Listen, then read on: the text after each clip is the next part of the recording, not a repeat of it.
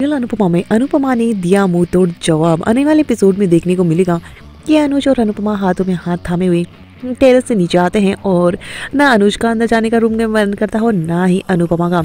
पहले दोनों ही जिद पड़ जाते हैं कि तुम जाओ, लेकिन फाइनली दोनों अंदर जाते हैं और अनुज और अनुपमा दोनों को यकीन नहीं हो रहा था इस पल पर। दूसरी तरफ तोशु और किंजल में इतनी लड़ाई होती है कि किंजल बहुत बुरी तरह से तोशु पर भड़कती है और साफ ये कह देती है कि तुम पापा के ही बेटे हो और मैं आज मम्मी की जगह खड़ी हूँ और तुम पापा की जगह। वो हमेशा इंतजार करती रहती थी लेकिन पापा नहीं आते थे और आज मेरे साथ वही हुआ और वो गुस्सा होकर सो जाती है। तोशु भी उस पर भड़क जाता है। तो वही देखने को मिलेगा आने वाली एपिसोड में कि सुबह सुबह ही अनुज यहाँ डोर बेल बजाता है। अनुपमा भागकर दरवाजा खोलती है और अनुज कहता है कि तुम डरो मत, मुझे यकीन नहीं हो रहा कि कल रात में ये सब कुछ जो हुआ।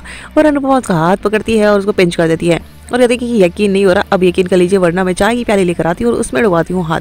इसके फिर भी मुझे यकीन नहीं होगा कि इतने खूबसूरत पल है ना, तो यकीन कैसे होगा। ये देखने को मिलता है साफ फैमिली में सभी की सभी यहाँ पर कहीं ना कहीं तोशु और किंजल नाराज हैं और सभी परिवार वाले बैठे हैं लेकिन एक दूसरे से बात नहीं कर रहे होते हैं। और यहाँ पर काव्या को अनुराज ने माफ कर दिया है और साथ में उसने ज्वाइन भी कर लिया उसको और कहता है कि हाँ अगर ये मेरे साथ रहेगी तो थोड़ा सपोर्ट भी रहेगा, बहुत ज्यादा काम बढ़ चुका है। आपू जी इसका ऑब्जेक्शन करते हैं। तो वहीं पर समर अपनी नंदिनी को याद कर रहा होता है।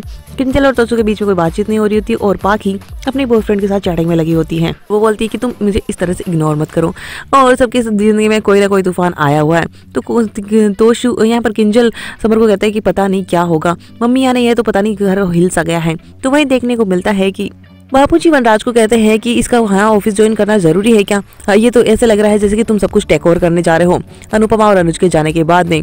और यहाँ पर वो कहता है कि बा उसको कहते हैं फिर आप मेरे बेटे के पीछे पड़ गई हैं। लेकिन वनराज कहता है कि मैं तो इनका बेटा था ही नहीं है, जब से अनुपमा आई है जब से इनकी बेटी बनी है मैं तो इनका कुछ हूँ ही नहीं। इतनी ही देर में अनुपमा मिठाई लेकर पहुंचती है और देखने को मिलता है कि तमाशा शुरू हो जाता है। और वनराज कहता है अच्छा मैंने तो ये पहली बार देखा है, हम तो सब्जी सामान ये कुछ लेकर आते हैं लेकिन आप तो क्रांति लाती हैं इस घर में।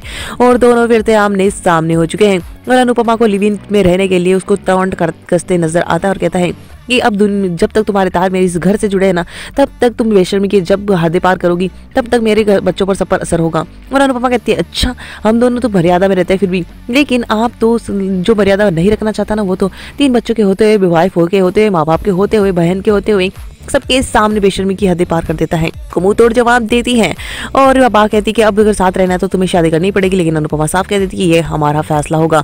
लेकिन अब जल्दी ही बापूजी ही ये फैसला लेते नजर आएंगे और अनुपमा को समझाएंगे कि शादी कर लेनी चाहिए अगर रिश्ते को बचाना है, तो वरना रिश्ता हमेशा के लिए टूट भी सकता है। और इसीलिए अनुज और अनुपमा शादी का फैसला करेंगे।